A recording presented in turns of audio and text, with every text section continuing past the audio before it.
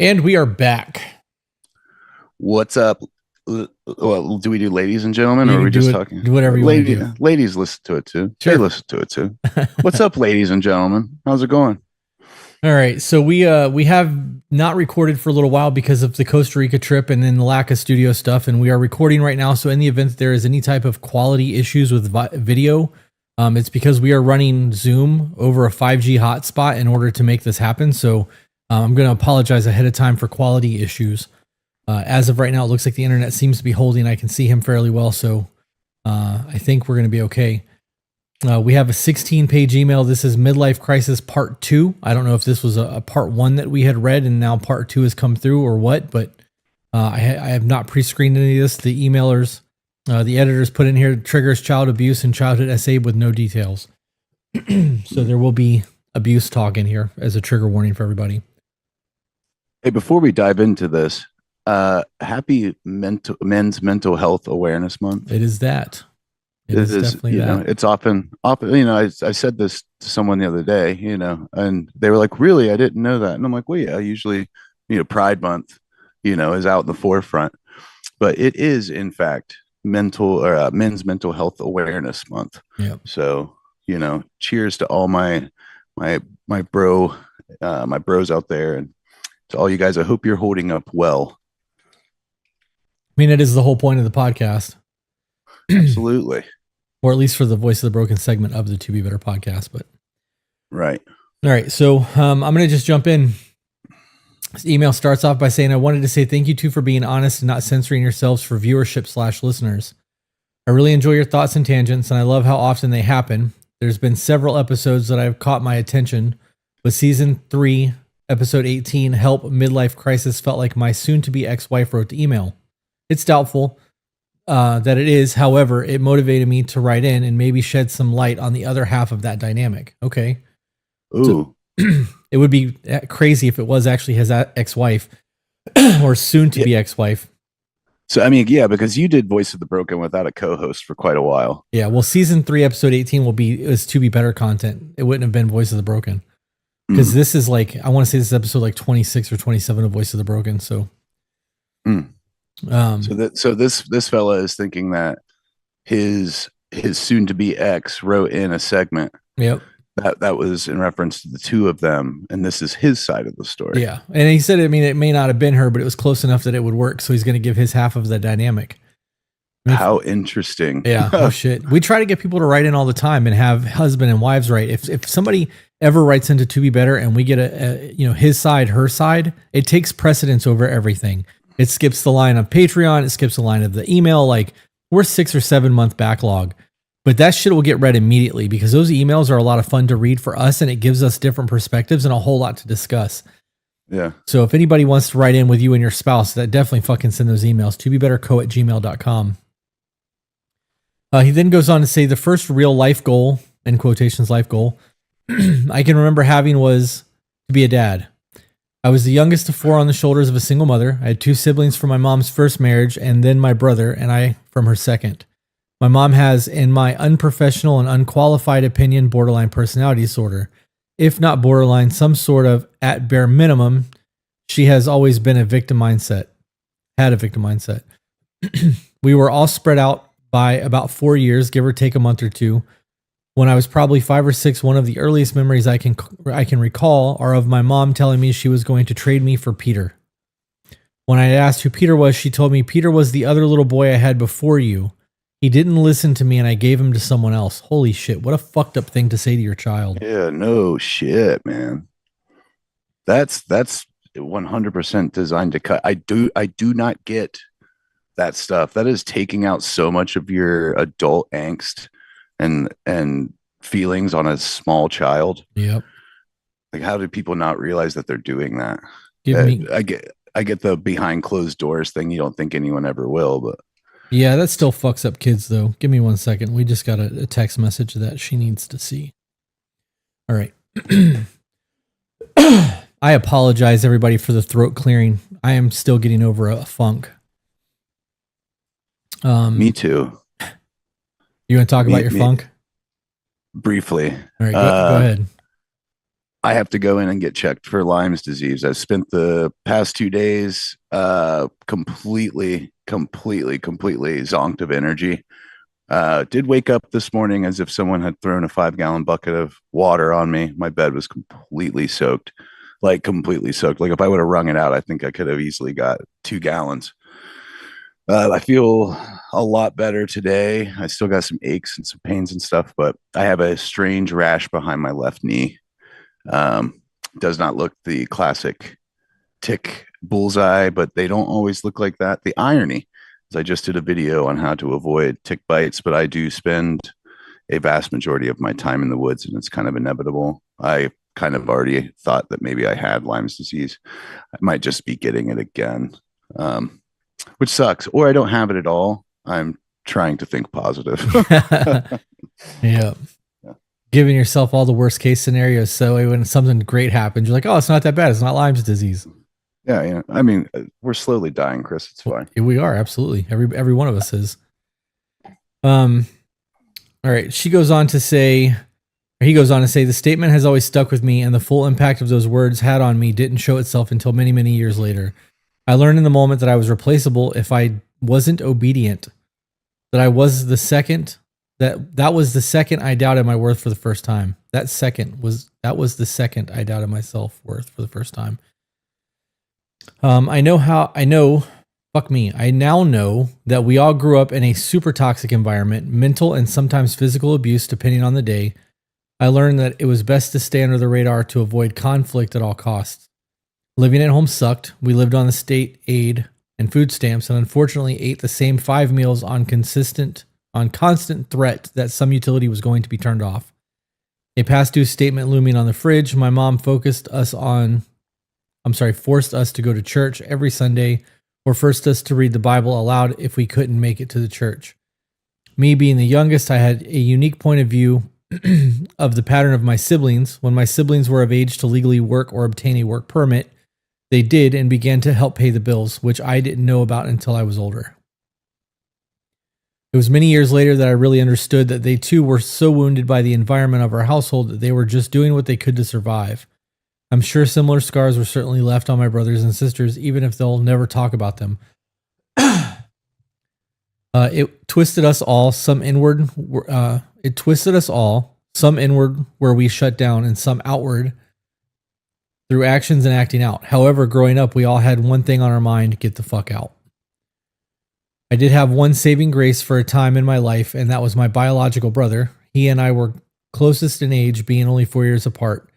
We used to do everything together. We spent a lot of time at my aunt's house while my mom was at work. My aunt was my mom's sister. She was very kind, but with a microscopic fuse, which just about anything could ignite. And once it was lit, she would grab whatever was closest to her and throw it at you. I don't mean toss, I mean fucking throw. Some people don't need to have kids. My aunt's first husband raped my mom and my brother. And after her divorce from him was over, her new boyfriend's son raped me. I'm not sure if my aunt knew about the abuse going on in her home, but my brother and I were always showered with gifts and being taken out to nicer restaurants with her. As most kids at some point do, my brother made friends his age and I was no longer included in a lot of things that they went off and did. Just like that, the only stability I had was gone. My dad wasn't really allowed to be in the picture due to my crazy ass mom. The times I did get to see him, he was an amazing dad, but the second things went astray and he started hitting the beers, he started hitting everything. There was no real safe haven for me. I watched people walking in and out of my life like gas station attendants, wondering if this would be a smooth encounter or if I needed to find the exit strategy. It was 2001 when my oldest brother had a son, to which he didn't want to be a father. My mom, who is now disabled due to back fusion, not going to plan. The back fusion not going to plan. I mean, I guess it was a botched back fusion. Decided to adopt his son to keep him within the family, which in my family tree is normal.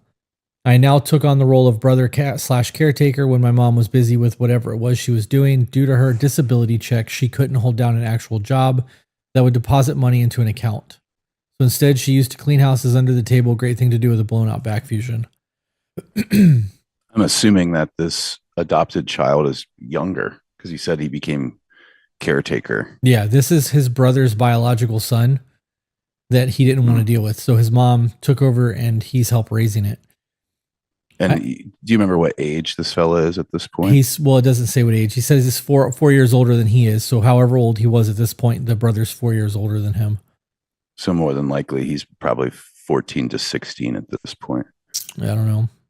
because his brother's old enough to have children. I'm going to assume he's 18 to 20. Yeah. Yeah. That's rough. Yep. With her plethora of painkillers, it didn't seem to phase her much. I think it was 3 years later, my oldest brother again had another child to whom he didn't want to be a father, and again, my mom adopted my little sister. Due to my mom and her lack of remaining payment of the rent, the landlords never let us stay more than a year at any particular house. It's a sad statement, but I probably moved more than a lot of army brats and their parents combined by the time I was 18. So all of this happened while he was a minor. Yeah. There could be positives to being a caretaker to a child at such a young age. Like, my youngest brother, Silas, I think he's like 14, maybe 15 years younger than me, something like that. Everyone used to think it was me and my older sister's kid.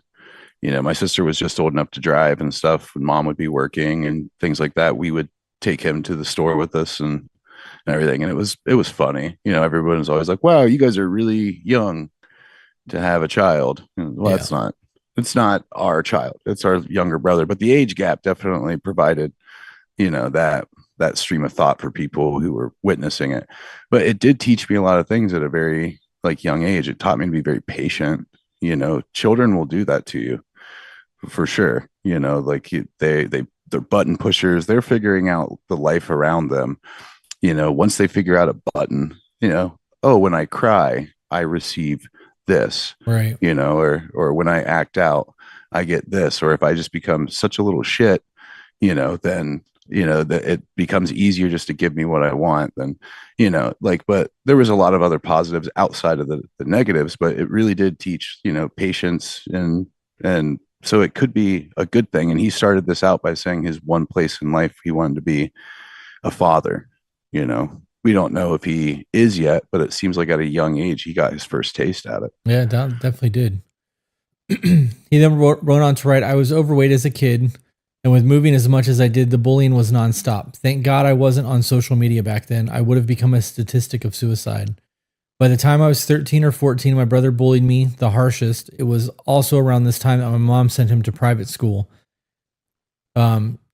It's crazy that she was able to afford to send him to private school, but not able to afford to keep a roof over your head for a year at a time.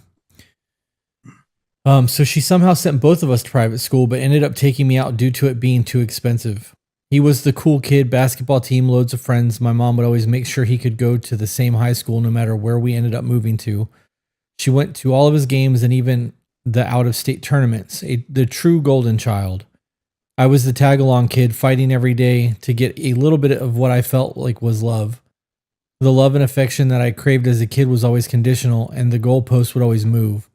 Broken promises, and I found myself understanding the pecking order of love in my family dynamic. Wow, there really shouldn't be. No, there shouldn't. It sounds to me like she viewed this kid as the ticket out of poverty. If he was really good at basketball and is going to games and is actually playing and doing that thing, she might have seen this as a way for her to, ride his coattails into financial success. But Kind of like Usher's mom. is that a thing for Usher?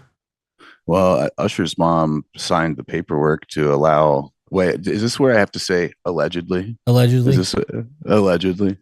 But for a while I was looking at the Diddy trials and all sorts of stuff until I figured it was just kind of some I don't know, a way to keep people distracted.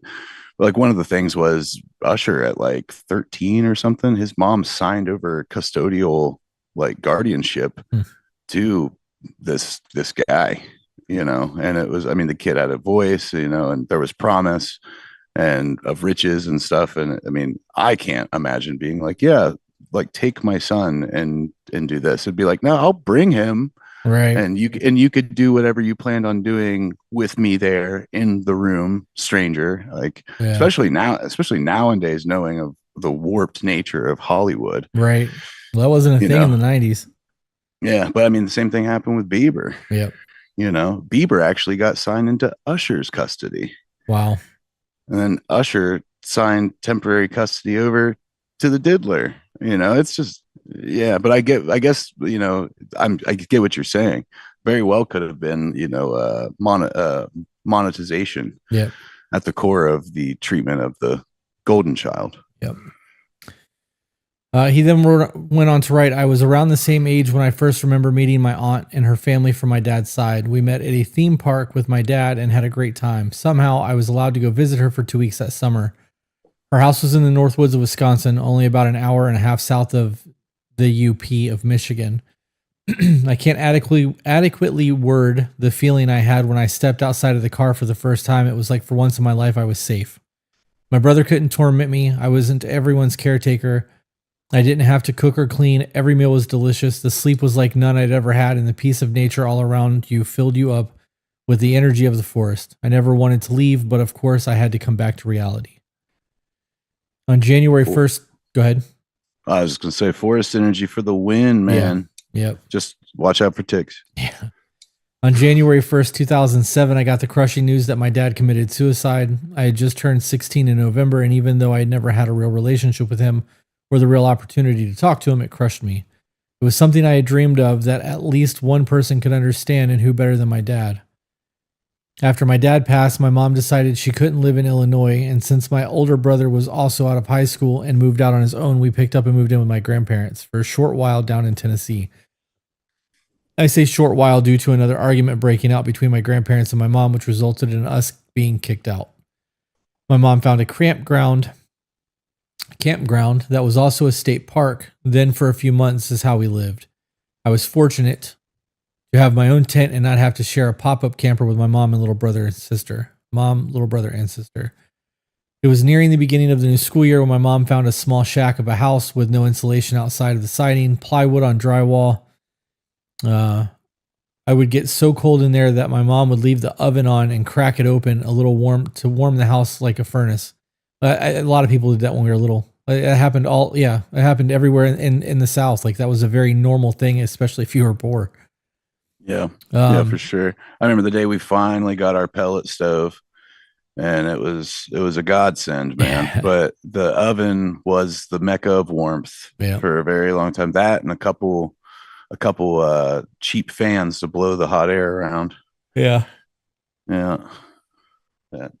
Not to throw shade. It is a symbol of poverty. Like it really is, you know, like, but it works. You are not, you are not alone on that though, brother. Yeah. Since my mom pretty much stranded us in Tennessee with no real income, I got a job and started giving money to my mom to help with bills. In return, I would get the '01 Chevy Malibu once I graduated. I started school and finally made a couple of friends. I met one of my best friends in my shop class. We'll call him Tommy. He used to race mountain bikes and shoot trap for school. Even made the junior Olympic team. Everyone who knew him piled over at his house as if he was there, even if he wasn't. He was also one of the best ATV drivers I had ever seen, to the point we were all used to riding with him and going mudding or off trail.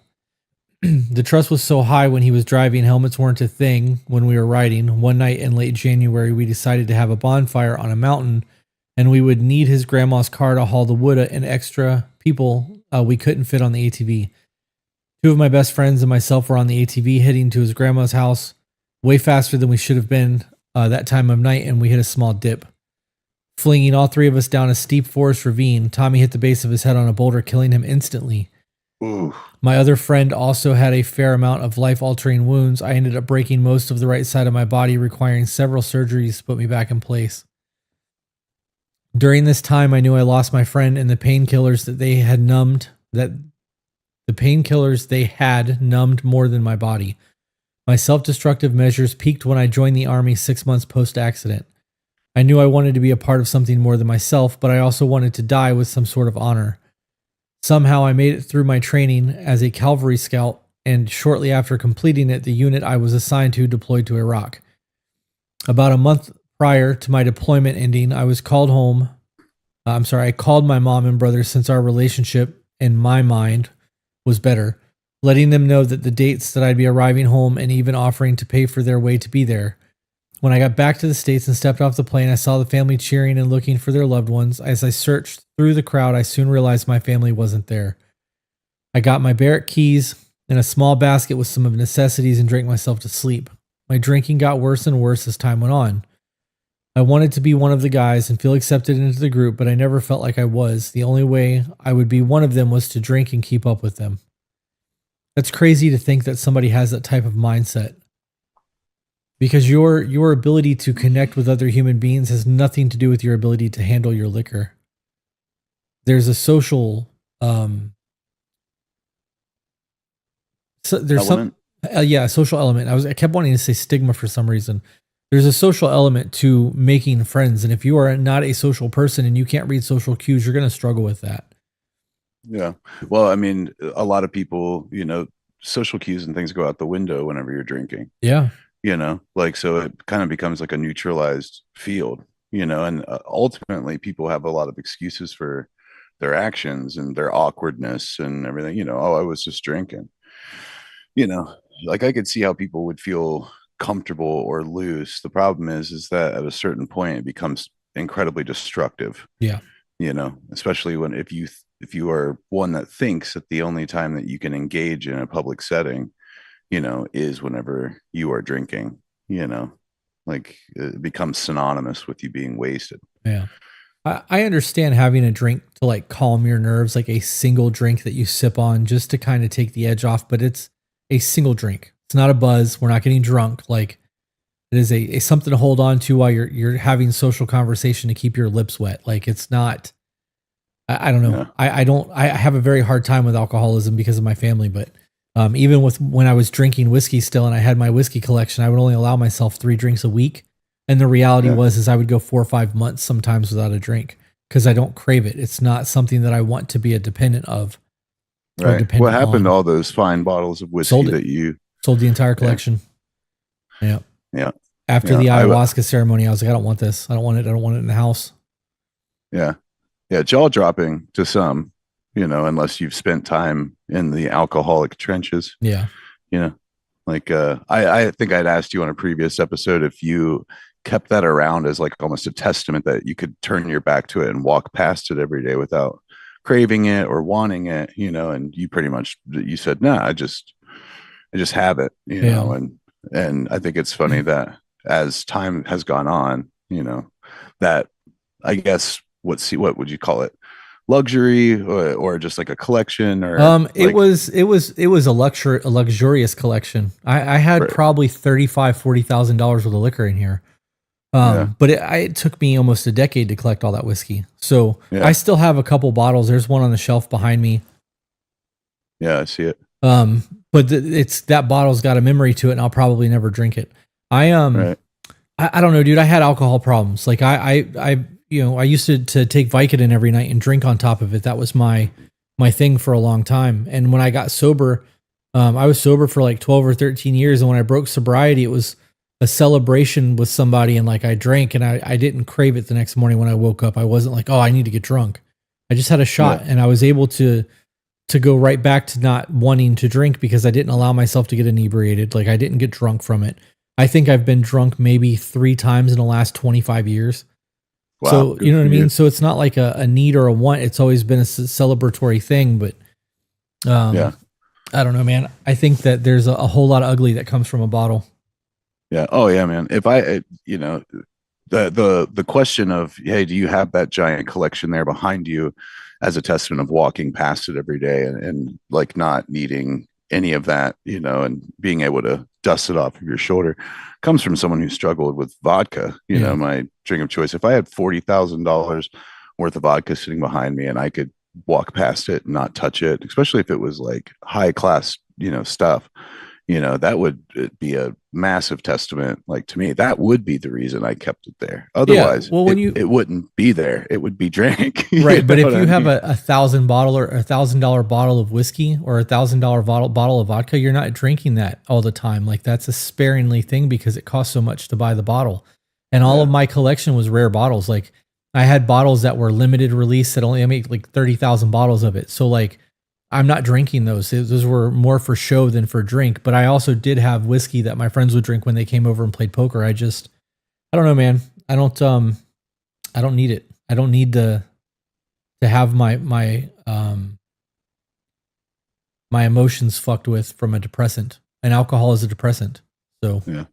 I'm good enough at being depressed on my own. I don't need any help. Yeah. Feel that.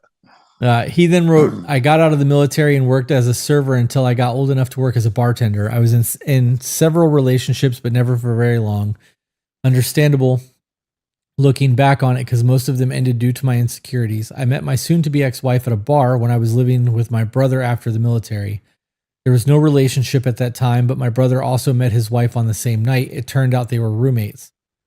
My brother pursued a relationship with his wife from that day forward, where I was still quite wild and free. Fast forward a couple years to my brother's rehearsal dinner, where she was a bridesmaid and I was one of the best men. We started talking again and decided to start dating shortly after. She had a home near St. Louis, a good job, and was in college to pursue her master's degree. Due to an alcohol-fueled argument between myself and my roommates, I needed to find a new place to live, and she helped me move the very next week. We had a true passion and love for one another. She had let me know that she had been sexually assaulted at some point before me, but she never told me any details of when or how, nor was she going to push on a subject, nor was I going to push on a sensitive subject. I figured it would come in time. At last, I finally found. What do you think about that? If somebody tells you they've been abused, I don't think you really need the details. Yeah. It's one of those things that, I mean, I've been abused. That's one of those things that like you don't, the details don't really matter. They might to some to relive that for some reason or to the fact of the matter is you were in a situation that was out of your control. You couldn't defend yourself or make it stop. And that's traumatic for everybody. Nobody wants to be, incapable of keeping themselves safe. Yeah. So that person is just letting you know, and then in time, like, do you think the intent will be to let you know further, or just not let you know anymore, like at all? Like, well, I mean, it would depend on when the conversation was brought up. Like if things were starting to get hot and heavy, and there was a pause button hit because something happened that triggered a thought of the abuse, then I think there needs to be a discussion had, especially in a serious relationship, so that those situations or the steps that triggered that like memory doesn't happen again. I don't know. Yeah, it's a lot. I think for sure. I think the situation matters. Did I unplug? I did. Right. He said, at last I finally found my person who loves me for me. We lived together a little over a year as we planned our wedding and invited our families.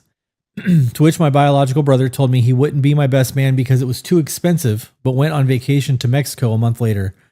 After this, okay, so like maybe that Mexico thing was something that he had saved for a long time. Yeah, I have conflicting thoughts about that too. So do I. I would rather go to Mexico than go to a wedding. Why? I mean, I get it. This is your special day, and you want people there, but like Mexico. Yeah, right? but it also shows that when these plans were being made, to have the wedding, there must have not been that much communication. Right. Like, because otherwise you would have gotten a hold of your best man. And this isn't the cast shade. I'm just trying to, kind of balance a lot of this is trying to disarm a lot of the hurt that we have as people. He probably worked his ass off, got to the point where he could go to Mexico, booked that, and then you could have came along and been like, "Hey, will you be my best man at the wedding?" Right. And he probably hurt like hell too, because he's like, "Wow, you want me to be my best man? I can't even go." But if you would have called me best man, or groom to the best man, I would have told you, "Hey, how about you just book that for the following week, and I'll be able to go." Right. Yeah, definitely could have been communication. I also would like to point out that it's not expensive to go to Mexico. Yeah. Pesos. Yeah, right. Our dollar there is way more than theirs, and depending on where you are, getting there is not expensive. We flew to Costa Rica for $240. Did you? Yeah, it's cheap as fuck. We upgraded the tickets, but like the initial ticket was only $240 a person. What was the flight time? 4 hours. Shit. Yeah, so it's shorter flight than going to Vegas and cheaper. I should have went. Yeah, you should have. You should have went. You'd had a fucking blast. You'd have had a blast. We're going to Bali now. We're doing Greece next year, and then right after we leave Greece, we're flying to Bali, and we're gonna spend 7 days in Bali doing like water temples and fucking medicine and like Bali. Where the fuck is Bali? Indonesia. Oh shit. Yeah. That's a long ass flight. That is definitely a long ass flight. It's cheap as fuck to go though. That trip is only $2,000 a person. It's $19.99 a person. And it covers everything? It covers most everything. You still got to cover your flight, but it covers a lot of your food. I think 7 meals are included, 7 breakfasts, like breakfast every day is included, and then a couple of extra meals are included with it. But when we went to Thailand, we lived like a king for like $500. She got a full body massage, deep tissue, Thai, milk bath, and we got room service every day that we were in the hotel. It was only $500. Yeah. So, and it's just as cheap to be in Bali or Vietnam. So we want to go to Vietnam too, but everything in time. I would be side eyeing a lot of the single, like gangly looking guys there in Thailand. I've heard a lot of guys go there to shop for wives. Depends on where you go. Yeah. Depends on where you go. The passport bro thing is for real. That's super big in the Philippines right now. Yeah. Well, I mean, I thought the same thing about Portland for a while because then, a lot of news was like showing that Portland was just this shitty, shithole of a place. And then I go there and I was really kind of shocked, man. The community that pulls together there, which I think this is kind of a degenerating cycle, but they make sure to plant like all sorts of like wild edibles along their fence lines for the homeless. And, which I think feeds the migration of homeless. Show up there. Yeah, dude, but still like that, and that needs to be something that's done everywhere. That's like that in Vietnam. Yeah. That if you have the ability in the soil to plant things like that, why wouldn't you? Well, a lot of cities have regulations for pest control. They say that, you have a bunch of apple trees, you have a bunch of fruit bearing trees or fruit bearing bush, and then next thing you know, you have an increase of raccoons and wildlife, and it becomes kind of like a lot of varmint like running around. That's at least the justification of it. Bro, I live in the woods. I'm surrounded. So I have one house on that I can see from my house, from my front yard, but I'm 360 surrounded by woods. Other than that, I have raccoons everywhere. We have fucking armadillos and possums and all kinds of shit all over our property. Who gives a shit? Just leave them alone. As long as they're not getting in your house, don't feed them. Don't intentionally feed them. Strap your fucking garbage cans down. You're golden. Yeah, but to finish that thought, whenever I went to Portland, I was like, man, this is gonna be a shit show. And there was 2 or 3 streets that seemed to be kind of like sanctioned off, and part of it was Chinatown, and granted, it was bad. I think that's where most of the footage is coming out that shows The Walking Dead.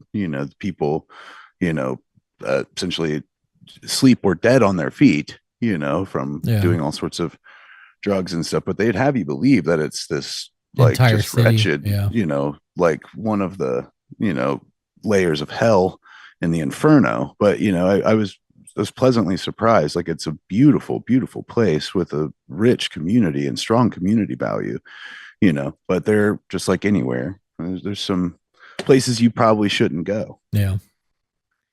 All right. So back to this, he says, at last I finally found my person who loves me for me. We lived together for over a year as we planned our wedding and invited our families to which, okay, that we already read that. Just scroll. Due to my, let's see. After the ceremony, my mom made very cold statement during the mother-son dance that put permanent distance between us. She said, this day is almost perfect. I said, almost. She replied, your brother could have been here. She knew I invited him multiple times. It's a shitty thing to say. Why? Just shut the fuck up. Like, what? How hard is it to just bite your tongue and let somebody have the day? Like, this is, your weddings are supposed to be one of the most important days of your life. It is one of the most. I would have fired back with, it could have been perfect and I could have just not invited your ass. Yeah. Like I mean, I can't imagine saying that to my mom because she's awesome, but Yeah. like in this situation, bud, fire back. I It mean, I guess felt with the permanent distance that's formed, you did, right. but god damn, It dude. felt perfect until you opened your mouth, Mom. Yeah, no shit. No shit. The golden boy. Yeah. I really hope he doesn't hate his brother, There's you know, animosity there.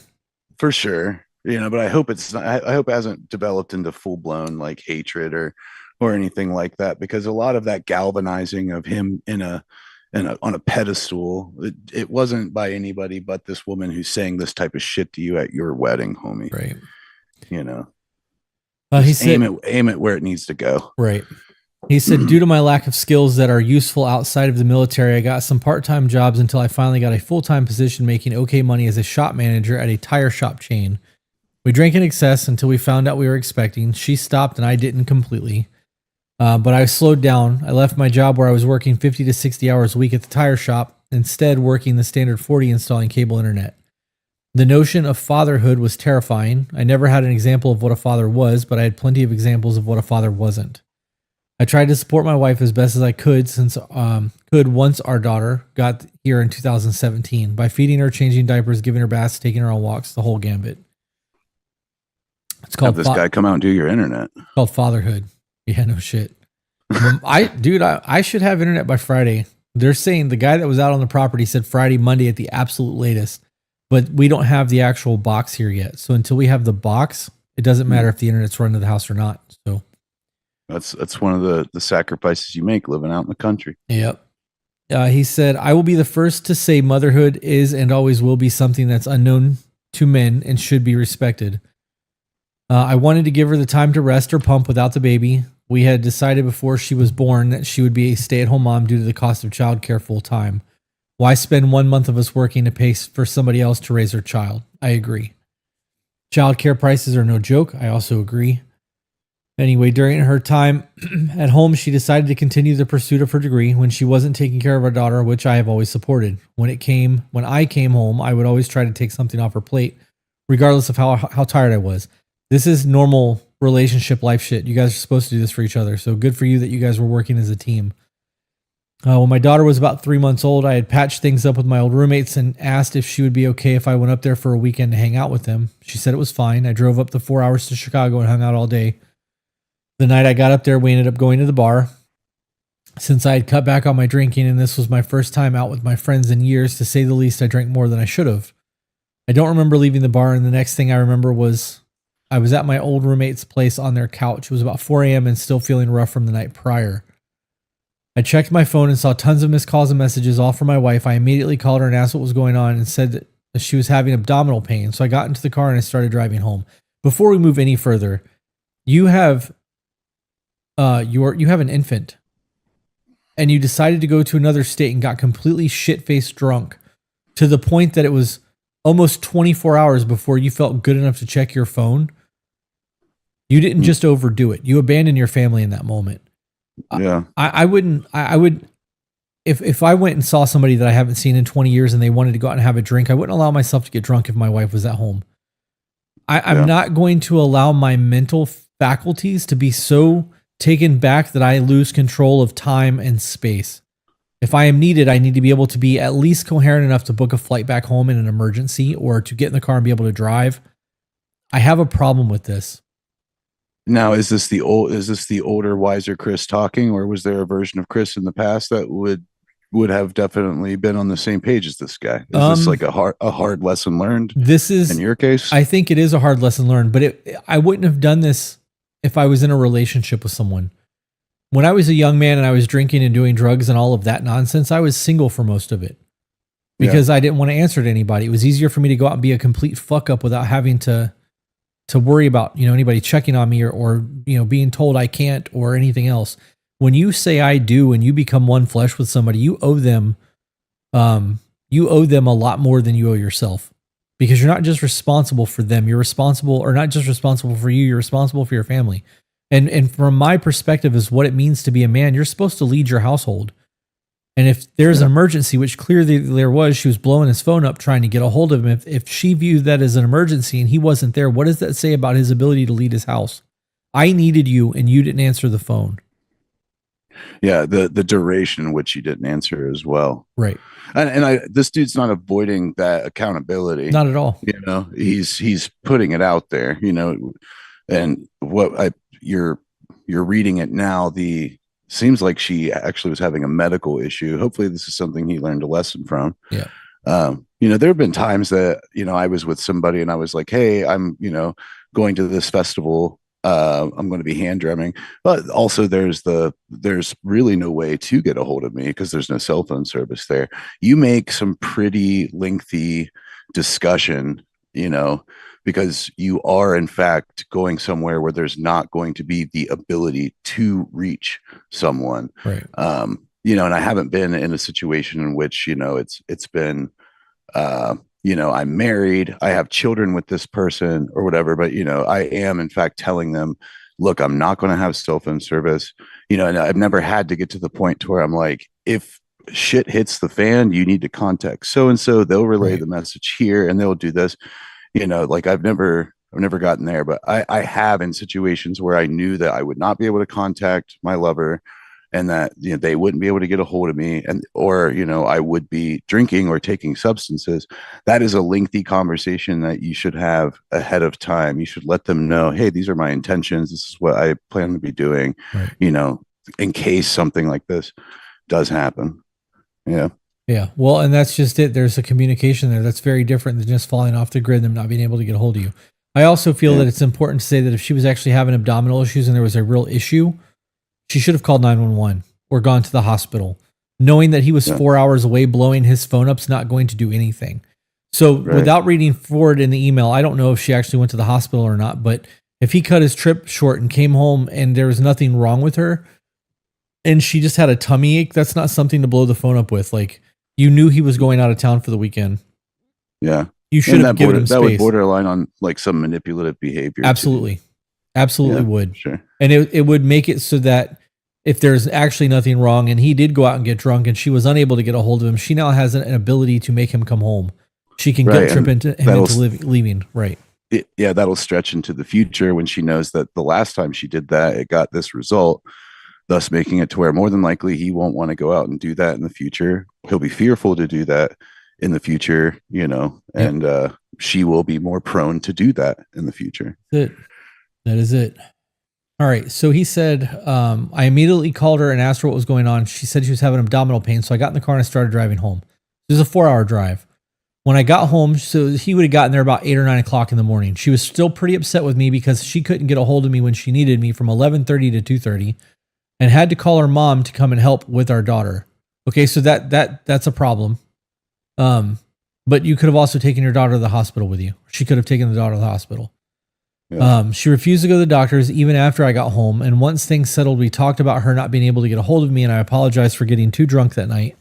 She was also upset because she suspected I didn't answer her because I was cheating on her. See, now that's the issue. And she manipulated the situation to get you to come home, because if she hadn't gone to the doctor after all of this, she wasn't that upset. Like, she wasn't that sick. This is Yeah. purely manipulation. Yeah, neither was her tummy. Right. Yeah. I told her I didn't. I had called my old roommates and asked them on my drive home, in addition to telling them to lock their doors because I no longer had a key. I told her that I was willing to call my roommates and have them tell her what happened, which was I got too drunk and they had to carry me out. She said no. I told her I wouldn't be going out drinking like that anymore, and I didn't. If I drank at home. After a year of being home, she was going stir crazy and wanted to go back to work. She found a job part-time, and we're lucky at the time to be able to work alternate days. So there was a problem. He found a solution and then adhered to the solution of the problem. So there's an honor in that. Like, even if, you know, she's not happy with the situation, he's still not drinking out in public the way that he was. He's only doing it at home. That's a win. Like, in that situation, I would view that as an even compromise. Yeah. Oh, well, notice too, we're not talking about a trend. Right. You know, we're not talking about, like, you know, an endless campaign of drinking, like, you know, going out and drinking with your friends. This seemed like, you know, it was a trip, you know, it was people he hadn't seen in a long time. He went out with every intention to have a blast with people, he hadn't seen, they were celebrating. Yeah. It wasn't some, every weekend thing, so he adhered to it. He did a great thing, but also that was like a one-time celebration thing. Right. Yeah, there should be a little bit of forgiveness I towards him I, about that. I definitely think so. I still don't think that he should have allowed it to go as far as he did, knowing that he had a wife and kid at home. For sure. And Yeah. not having the ability to answer the phone. Like he could have, Yeah, he could have been that's like, from 10:30 to 2:30, he wasn't responding. At like 9:45, he could have been like, babe, I'm fucking hammered. I'm going to Yeah. go pass out. I don't know. Like my I drank way too much. I love you. I'm going to bed. Right. Something. it comes out drunk thumbs. Still, you tried, man. Yeah. You tried. Yeah. Yeah. He said, on my days off, I tried to take on extra tasks around the house or run a bath for her when she came home. These little things that I thought would make a difference. The baths were never taken, and the tasks around the house were either unnoticed or done incorrectly. Our sex life was based off of her drinking, which was infrequent. If she decided to drink then, I might get lucky. I think it's very important to note here that there was no in-between with intimacy. It was sex or nothing at all. What do you think about situations in which case the person that you're with has to be drunk to touch you? I'm good. I would leave that situation. Yeah. Physical touch is a big one for me. Knowing that is one of my major love languages. If my wife stopped touching me, it would start to degrade the intimacy levels on all facets. And intimacy is not just a sexual thing. Us laying in bed at nighttime and like, talking shit to each other and laughing and giggling and, laying on the couch holding hands or dancing in the kitchen. Like that's all very intimate to me. Shit, even our car rides where we're having, in-depth conversations about life and spiritual shit. Like that's all very intimate to me. But a lot of that does have a physical tone to it even still. So like if you had to be inebriated to give me attention, I would feel like I'm not enough. Yeah. That would be a lot. That there's men out there that make that connection, and next thing you know, they're just feeding this partner of theirs alcohol all the time, creating an alcoholic. Yeah, or cheating. Yeah. And also it's like this, it seems like my partner gets horny when she's drunk. Like, man, that would kind of, I want to go out with the girls, what would that do to your head? Yeah. Well, you wouldn't allow that to happen. There's no way, because you wouldn't be able to trust her. Yeah, that would plant a seed of doubt in your head pretty quick. Yep. Now, is this the person he said that he was with, or do you think we're talking? He started this email with. I think this is his future ex-wife. I think this is the chick he's currently married to. He said, before I knew it, she became pregnant with our son, and due to a complication with the pregnancy, intercourse was off the table for nearly the entirety of it. It's good. Usually it's good for it. Yeah, normally it is. With our current house being small, we moved in with our parents and put the house up for sale. During this time, I changed jobs again to try to find a career instead of a job, jumping and landing at the company I still work at today. To do so, I had to work as a contractor until I was hired directly by the company. The insurance provided the contracting agency was obscene, but my wife expecting the only plan with prenatal care was, of course, the most expensive. In order to cover the cost of the insurance, I would work 12 to 13-hour days every day. I was scheduled. We had open OT, thankfully, back then. Again, I was working 60 hours a week to provide for my family and to try to purchase a home. Once my son was born in 2019, I still worked full-time and took care of the babies where I could while we were house hunting. Unknown to me at the time, the fact that I could sleep through my son crying spawned resentment in my wife toward me. Well, I mean, if you're working 60 hours a week, of course you can fucking sleep through that. Like your body is shutting down. You need a break. Yeah, you're exhausted. Yeah. December 23rd, 2019, I got hired on, including benefits and paid holidays. I was finally able to breathe again. Well, figuratively, as COVID was becoming a major thing. We spent that winter at our parents', and in March of 2020, we found a nice house that was quite a bit larger with a fenced-in yard close to our parents'. The divide in our relationship became more and more apparent when we moved into the new house as my responsibilities around the house grew more and more. We were still working alternate days for the most part, but with her still only working part-time, I began feeling neglected as all my time went to either work, yard work, or housework. I tried to set up multiple trips for just her and I to get away for the night, but she always said no. I told her how I was feeling. She told me it wasn't me, that it was her being touched out from the kids or from being overstimulated throughout the day. Mm. So if you are trying to plan weekend getaways or an overnight trip, if your person is overstimulated and touched out, why the fuck would they tell you no? You don't have to have sex. That night away just could be a decompression. You could have sex the next morning. It could be, when you get back before things get back to resume life. Like if you're only trying to make a trip so that you can get some pussy, like that's a different conversation. But if Peaches is stressed out, like I will, draw a bath or tell her to go take a bath or take the kids somewhere, or we need a break. I don't understand how she would turn that down.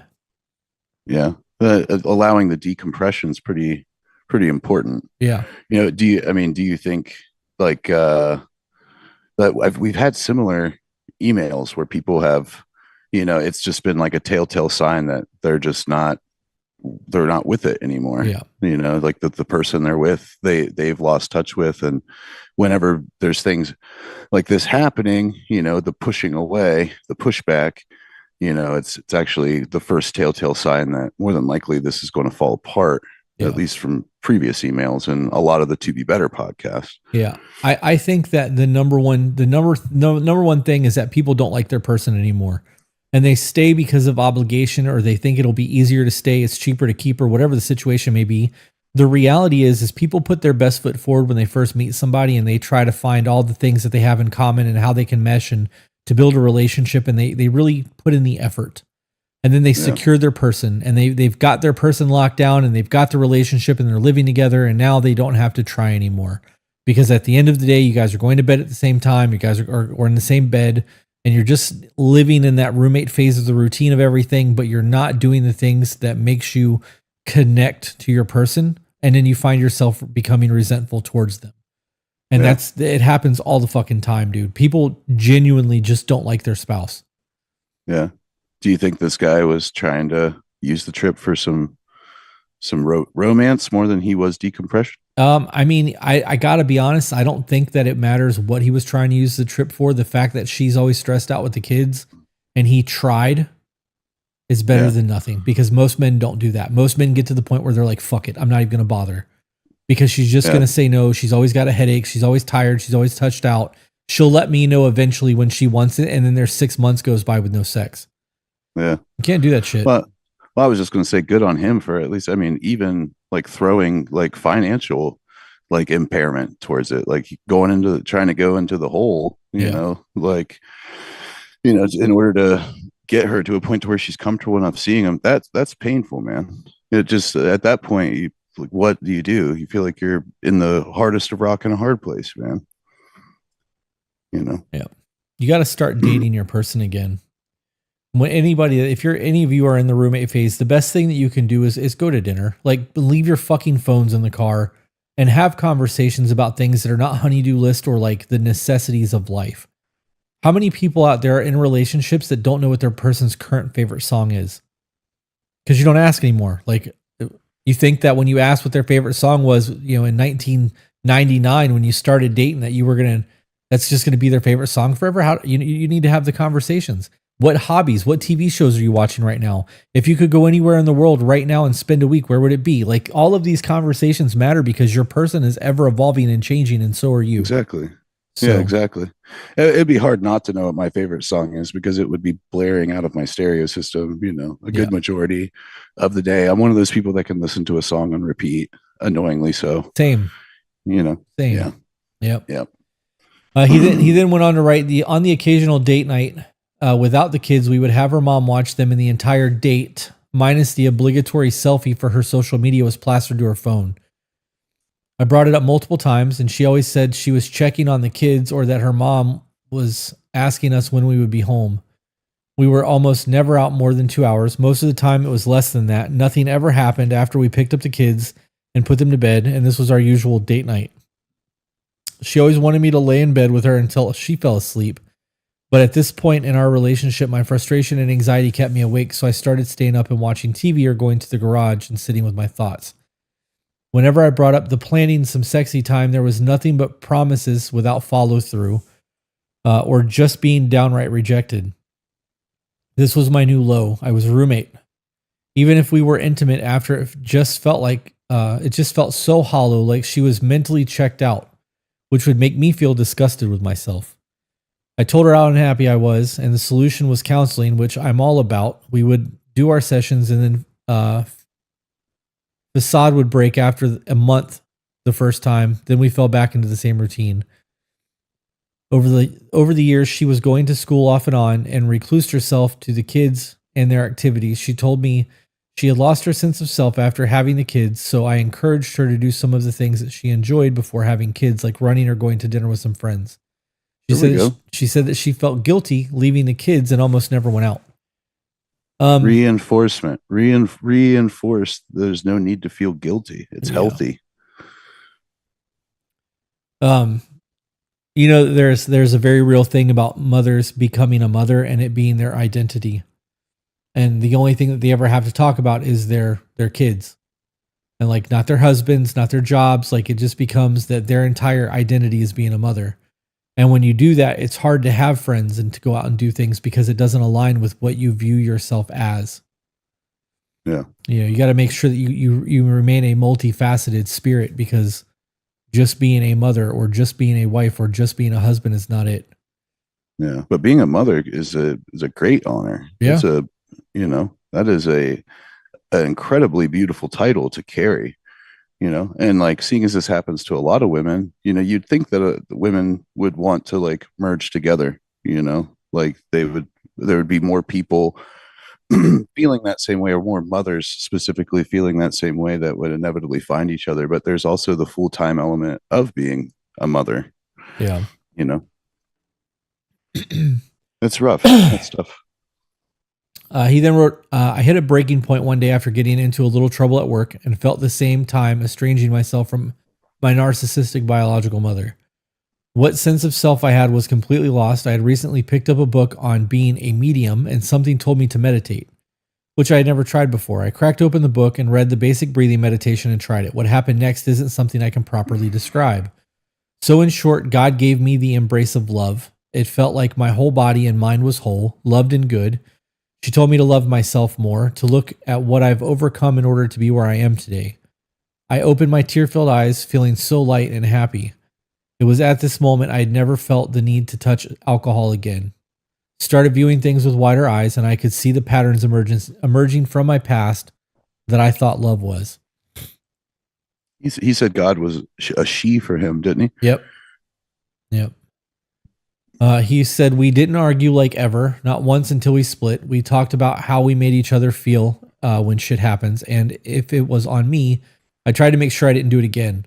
I always wanted her to open up and talk to me about herself, how she was feeling, to be her person like she was mine, but she never did. I got a promotion at work where I had gotten almost 10,000 bump in pay.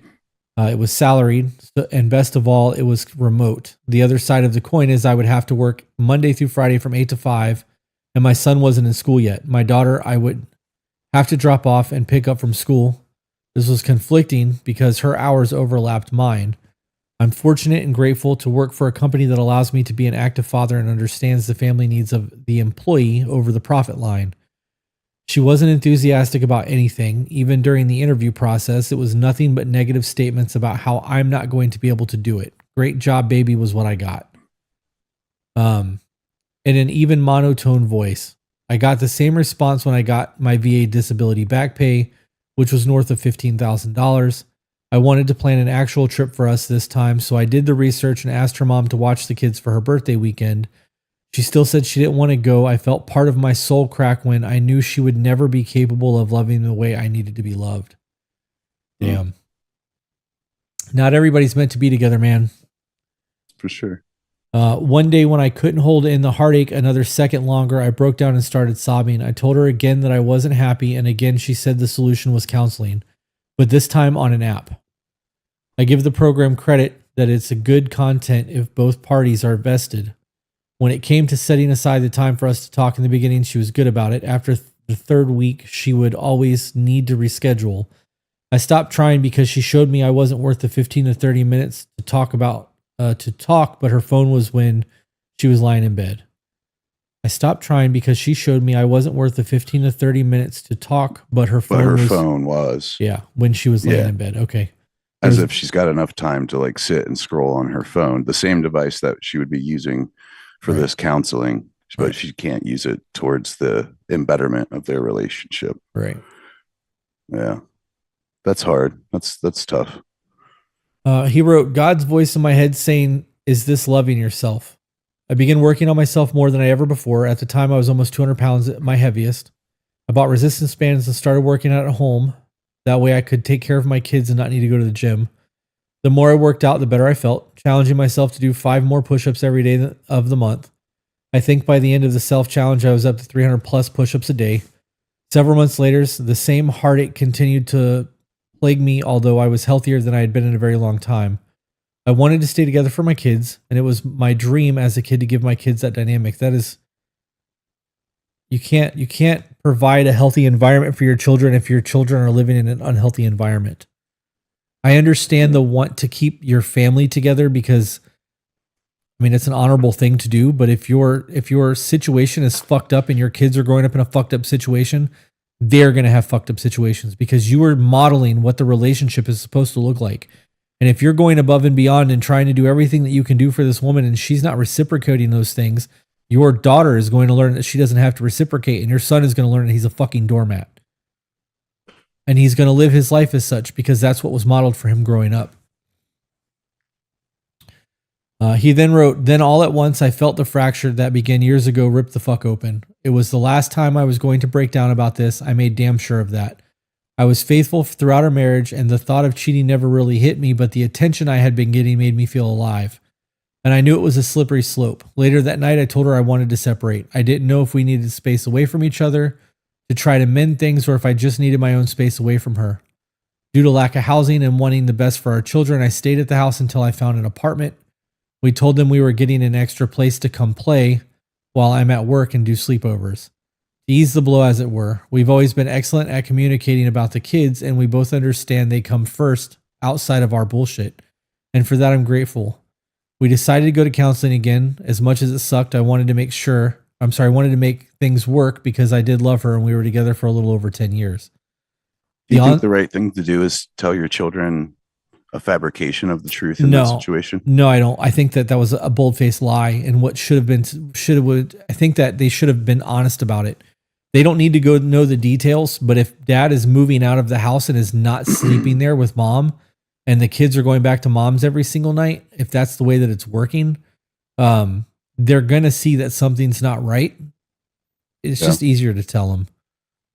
Yeah, for sure.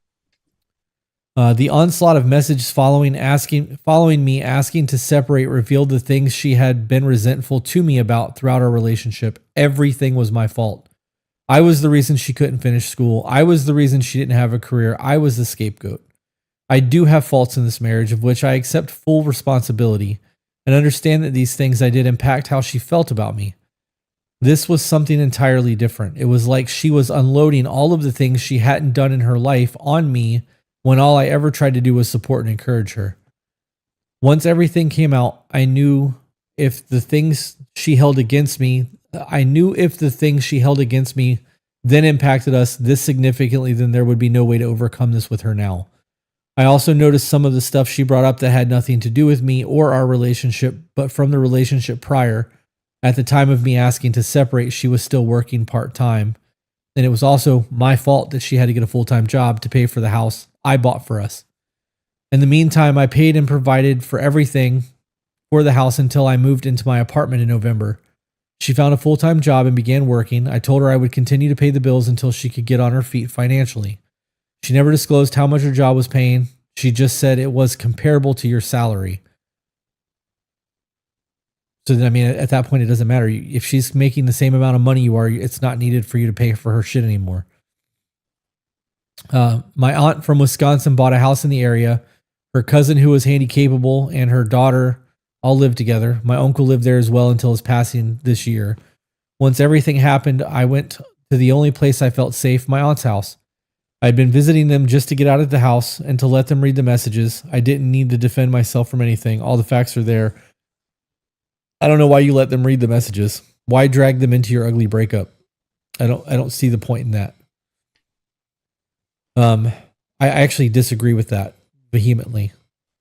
I think that you bringing all of that to other people's doorsteps, like I understand the need to want to talk to somebody and have somebody there, but like, I think that's too far. Yeah. Yeah. I think this says something about being able to process your shit on your own. But again, I also understand the need to have somebody to bounce shit off of, or do you think I'm wrong in this situation? Yeah. But you should be able to do that by expressing your feelings articulately versus going, here, read this. Am I wrong? I don't know. Right. Well, I'm sure there's extenuating circumstances, you know, in which case, like messages can act as a testament to truth, Absolutely. you know. But in this case, you know, it feels like you're more so trying to get people on your side, Right. which could create a divide with someone in which you are still, you're not any longer engaged, or you're working on being married, but there's still engagement when it comes to you're going to have your family at times intermingle with her at minimum, Yep. you know, picking kids up, or you know, or like whatever have you, and also like the teachings that she is going to send the children back with to your house and to the family. You should try to maintain a good standing at all costs. Yeah. I You agree. know, not turn family against the other side. Yeah. Create a negativity bias. It creates a lot of problems in the future. Oh, for sure. That kid becomes a game of tug of war.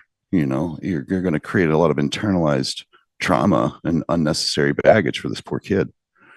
Yeah. He went on to write, I taught myself how to be super good with Excel to get better at my job before a promotion and created a spreadsheet to lay out all the bills for both homes. Looking ahead, I noticed I wouldn't be able to handle 2 households for more than 3 months.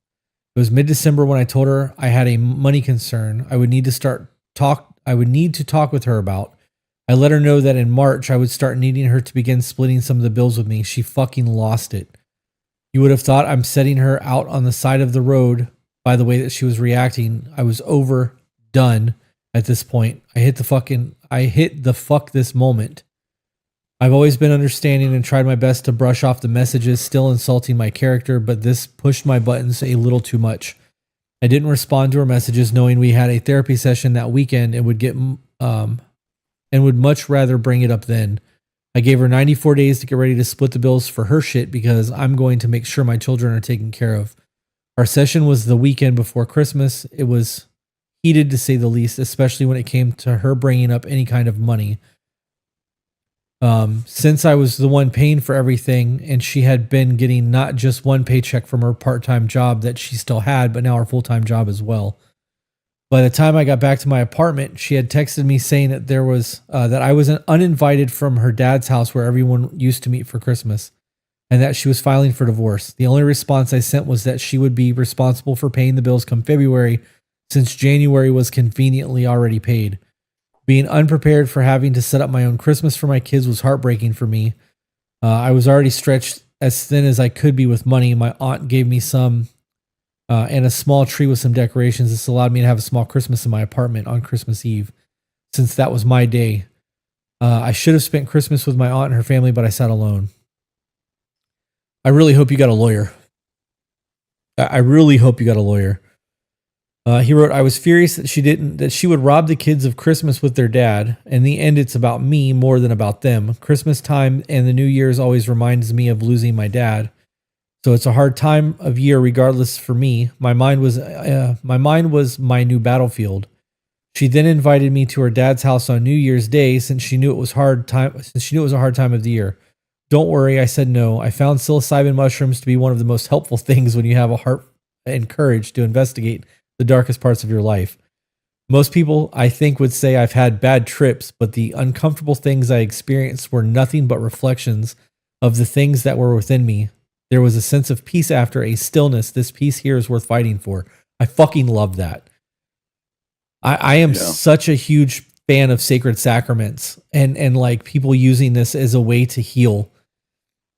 Yeah, the way he said that was perfect. Yeah. You know, Yeah, you can tell he's not using it as a party drug. Yeah, and like the inner reflection that he's getting from it, and especially the some people would say I was having bad trips, but I, in fact, was looking at the darkest, sections of my heart and my mind and traumas.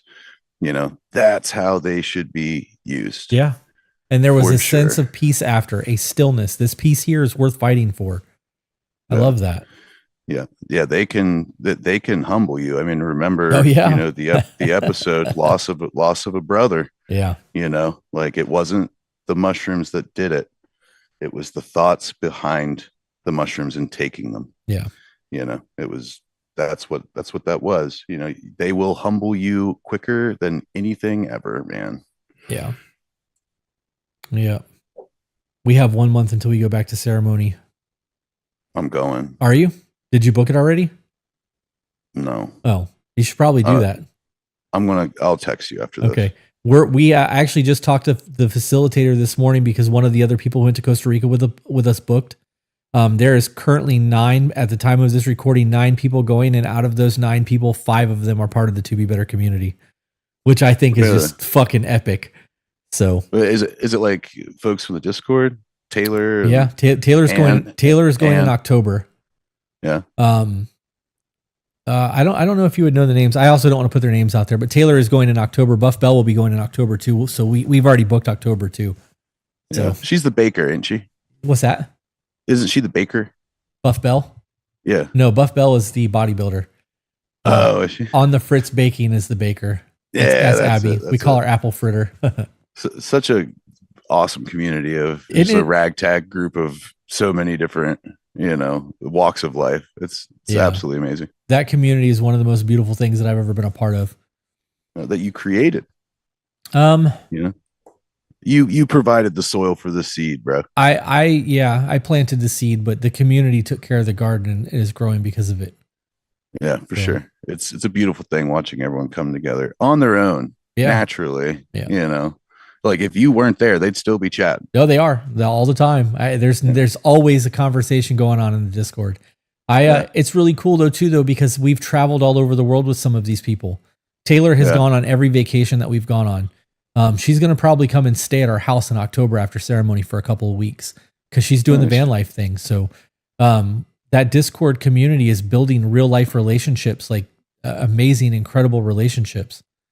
Yeah. So one of my favorites, Cricket. Yeah. We read one of her emails at one point. Yeah. I imagine her like an actual cricket. Yeah. Like, like Jiminy Cricket. Yeah. That's funny. Yeah. To meet her and she's this big, yeah, but just full of spunk. Yeah. He then went to write on, I wanted to call out my wins post separation since that's just as important as the losses, no pun intended. I began living again, faults and all. Little by little, I started to laugh more. I started to do the things I wanted to, but she was never interested in it. In March, I got a puppy. It has helped me get more social, which I desperately needed. I weigh 148 pounds at 6 foot tall. I'm probably around 7 to 10% body fat. 60 pounds shedded. Yeah. Gotta be shredded, my friend. Yeah. Yep. Feels good, huh? I couldn't imagine being under 200 pounds. I have been over 200 pounds since 5th grade. Yeah. 200 pounds. I look emaciated, man. Yeah. The best the lowest I've been since 5th grade was 202. And I was pretty fucking yoked. Yeah. That was the cover of my photo of the book that I wrote. I was 202 pounds in that picture. Yeah. Yeah. I got some heavy ass bones, man. Yeah. Yeah. He wrote, I'm probably around 7 to 10% body fat. I've planned a cross country treasure hunt with my kids out to Yellowstone. I've been a much more patient and attentive dad when my kids are with me. I've recently been put in a position to get another promotion, but I probably won't get that hefty pay bump like last time, but fingers crossed. I'm in the process, thanks to my dad's side of the family, of looking to buy another house so my kids will have a stable home for the future. Life is complicated and beautiful. In a strange way, grateful for the things I went through. I'm more confident than I've ever been. I'm in the best shape of my life. I'm a fucking awesome dad. I love that. And I love the man that I see in the mirror. That motherfucker has been through some shit and is still kind to others. I've never had to. You're gonna make me cry too, dude. Yeah, it is what it is. It happens. It's all right. Let it out. All the cool kids are doing it. I've never had to be on the state aid or food stamps. I've never lived in another trailer or place without heat. My bills are paid and I have money in the savings account. I understand I carry a shit ton of trauma with me, but it doesn't have to be given to my children. The last burden I'll carry is stopping the cycles of abuse that have been on repeat in my family for generations. I cannot change what's happened, but I can be a student of my own life and learn from what I've been through. I've been journaling, painting, hiking, and going to the gym to interact with people because I'm still remote. A student of life. Yeah. Two big things that stick out to me is he started doing inner reflection meditation, and he started responsibly utilizing like earth medicine. Yeah. Listen to things blooming and blossoming. Like it's tremendous, man. I think a lot of people could benefit from, I'm guessing, the end of this story with this fella. Yeah.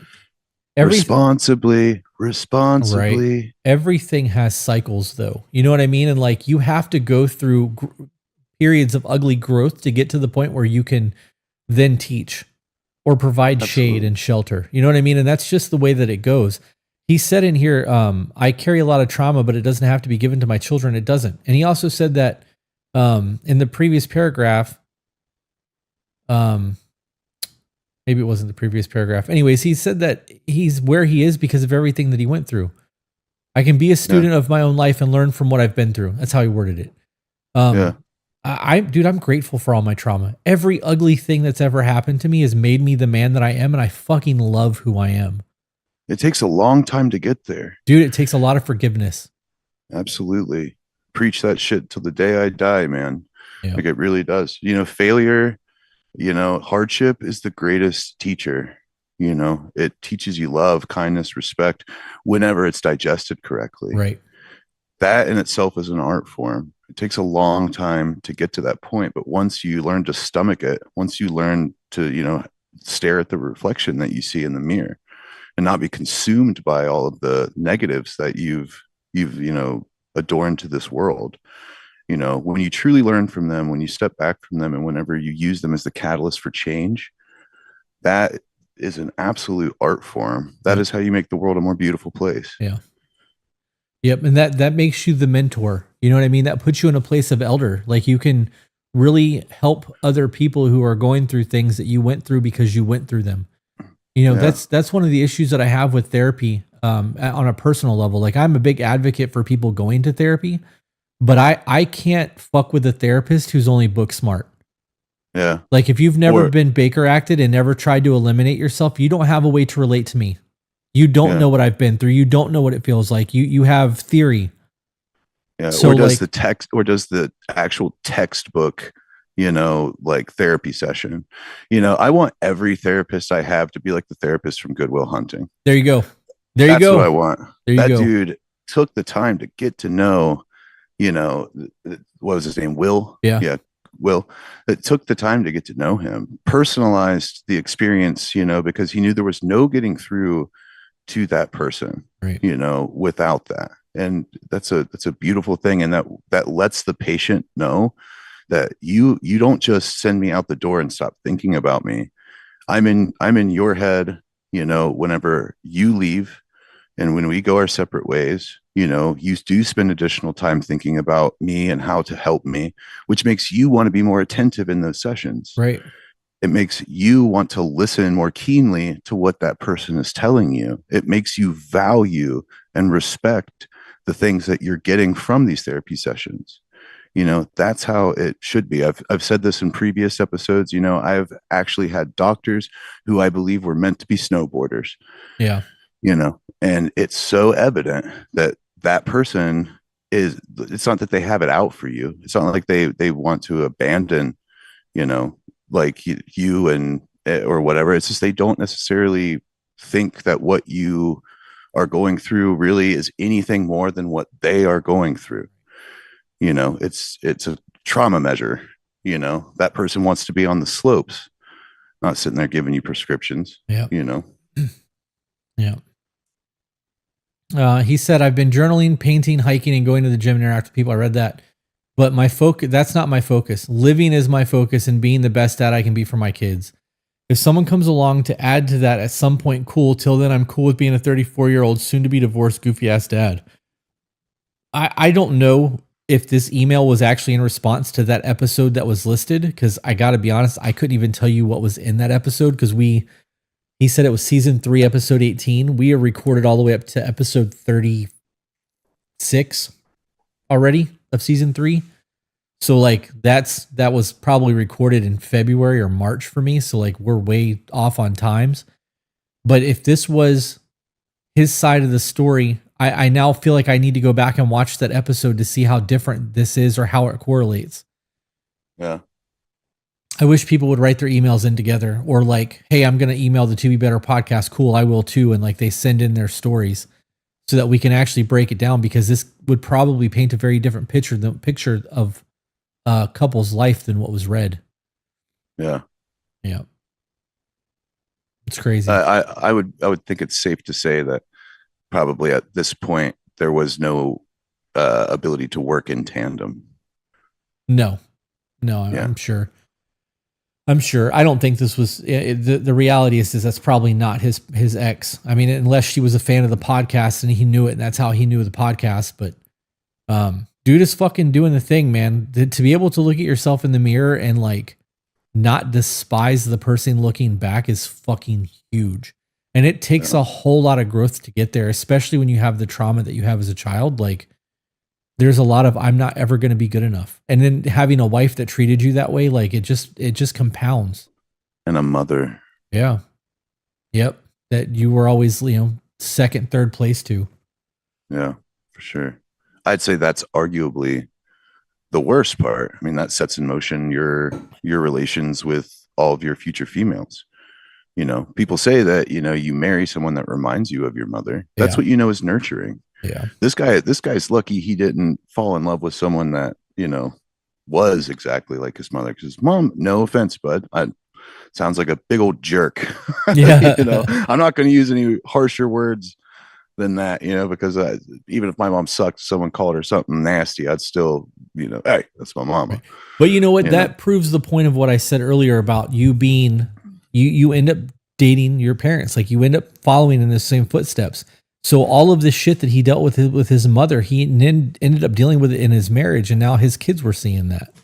So it is good that he split all this shit up, and hopefully when he finds another woman, he ends up finding somebody that treats him the way that my wife treats me, because I wouldn't, dude, if it wasn't for my wife being who my wife is, I would have never gotten in another relationship again. I'd have just stayed single. I enjoyed my freedom. I enjoyed being able to do whatever the fuck I wanted to do whenever I wanted to do it, not having to answer to anybody. And I'm blessed that I don't have to answer now. I'm just like, hey, I kind of want to, and she's like, okay, go do your thing, be happy. Like, Well, the chances of him finding the right person have gone up because he did a couple things that are incredibly healthy. Yeah. He decompartmentalized the things that were breaking apart his marriage. He tried hard as hell to bring relief and comfort, to somebody who pretty much just ultimately checked out. He stayed faithful, and then once that was over, he started inner reflection work. He started working on himself. He started finding his strengths again, liking who he is, believing in himself again, and now he's comfortable being alone in the meantime. Yep. He doesn't need somebody to foster the hole that's been made, arguably, is a hole even there? I think that if anything, if he was trying to fill a hole, he'd realize halfway through that there is no hole and he's just building on top of an already forged heart. Yeah. All of these things combined, I think are going to allow him to find the right partner because he knows better and he knows himself. Yeah. I agree with that. Beautiful thing, man. Yeah. I tell people all the time on the podcast that you should be comfortable being alone, and like you should actually spend time alone before getting into another relationship, because when you learn who you are on that level and you are comfortable at that level, you no longer settle for shit. And and you're not looking, because if you're looking for a relationship, somebody gives you some attention, you just go for it because that's what you want. When you're not looking and you're happy and you're content You're very, very selective, and you're not going to just settle for any, fucking Tom, Dick, or Harry that comes into your life. You're going to be very intentional with the way that you live and court and date. It's Yeah. huge. I wish Yeah. more people did that shit. This guy seems to have gone 10,000 hours of suffering mastery. You know what I mean? He has come out a master of the suffering, therefore he knows how to ease the suffering. Like mastery is an all-around thing, the 10,000-hour rule. Wasn't it Dali who made that statement? I don't remember who actually did the 10,000 hours. I know that that's a 40-hour work week for 5 years. Yeah. It's crazy when you think about it. Yeah, for sure. Yeah, so this guy went through at least 10,000 hours of suffering and hardship and mastered it and came out and now knows how to not go back. Beautiful. Round of applause. Everybody in the comment section, give it up for this guy. What a hero. That's funny. All right, dude. Well, that puts us at our episode. So if you guys enjoyed this episode, leave a comment. It doesn't matter what it is. You can just say I enjoyed the episode if you want, but it drives the algorithm. We're trying to make this podcast actually, reach and help men. It is Mental Health Awareness Month. So share this shit put it on your Facebook page. Stick it on Twitter. Yeah, absolutely, man. If you guys could give us a little leg up, that would be great. There's still a lot of people, who very much so know the to be better aspect of it and the good wives aspect of it. Voice of the Broken is still picking up momentum and speed. And we want to be there for men all over the world, to give them a little bit of positive reinforcement in some down negative times, man. Yeah, we absolutely. want their stories to be heard, and we want people to learn from the things that we have all been through mutually as a group. I mean, that's how we're supposed to learn, though.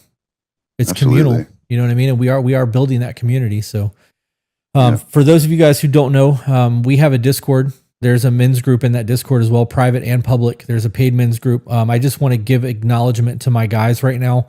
We just finished Q2, and Q2 is finances, and a lot of the guys did a lot of self audits, and a couple of the guys have managed to move so much money around that some of them have opened businesses, and others are expanding their business and cutting things out and planning vacations and doing the thing. So shout out to my guys this month. You guys are crushing it. We see you. I'm proud of you guys. So. Yeah. So also, we have done our first episode of the Near Death Diary podcast. It was pretty good. We've also expanded that into all things death related, which has been fun. So we put out a request, hey, anybody out there got any like paranormal, because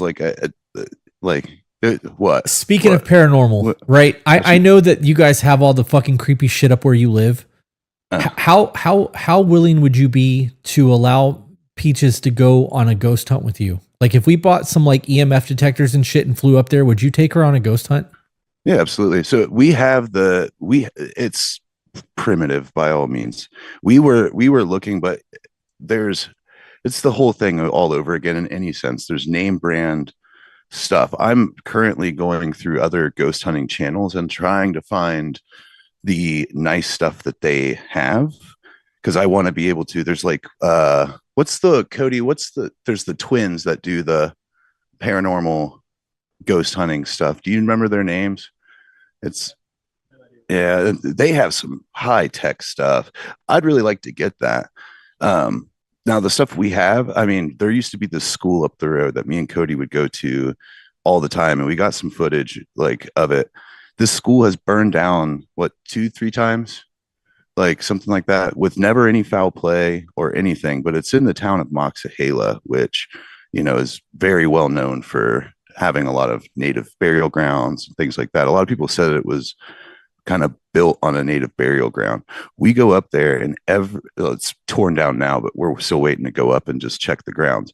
We get a baby crying through our like electromagnetic or phenomenon. And every time, and when the building was still up, we would go upstairs because we would hear it.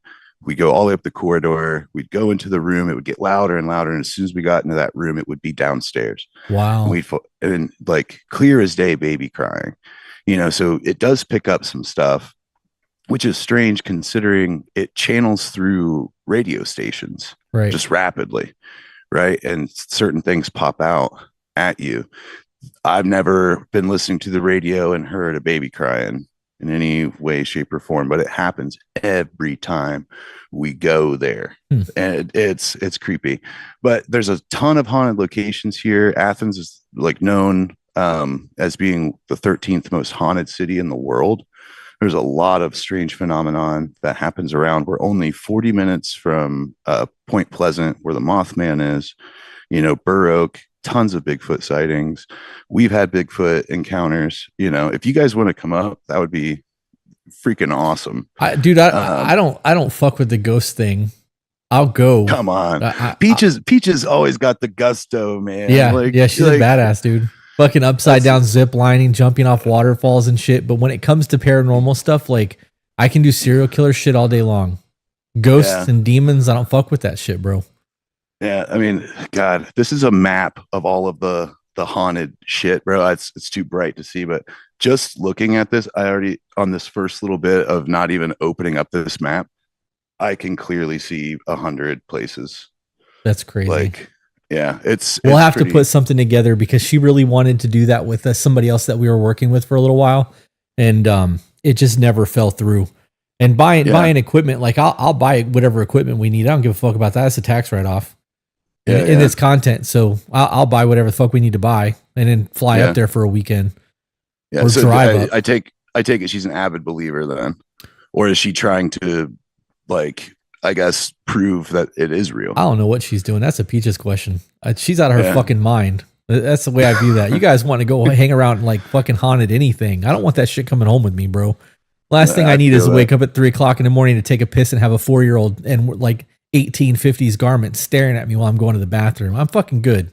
You're painting the picture, bro. I know I am. That thing has no shape or anything. That is you. That is you. Yeah. I've had some serious paranormal experiences. I'm about to tell a story of the Ouija board that we had. Like my mom became Wiccan or pagan spirituality whenever I was like 8. And she was trying to get into the witchy stuff, a lot of candles, a lot of sage, a lot of, trying to get into it. And it was like, oh, well, we're going to do the Ouija board. Gave it to my sister during a slumber party. My sister's right across the hallway from me. Me and my buddy Nick come in. We start taunting it, kick the planchette off there. We're like, cussing at it and stuff. Planchette start flipping, bro, levitating and shit. Wow. My mom freaks out, burns the thing. And like the house was never the same. I mean, dude, it was nuts how much shit came out of that thing. And we never closed it. We saged the shit out of the house over and over again. But it was like it only made a temporary like Band-Aid on what was happening there. Yeah. And so I've seen it my whole life. And ever since I was, I was on the verge of death, coming back, it's way worse now. Yeah, I bet. Yeah, we went to the graveyard the other day. Me and Cody did, and he's holding the EMF, and he's like, here, you want to hold the EMF? As soon as he put it in my hand, the thing starts screaming. I'm like, like, I mean, it was something. But yeah, if you guys want to do that, I think we could use a little bit of upgraded equipment, and we'll make sure we don't just use it once.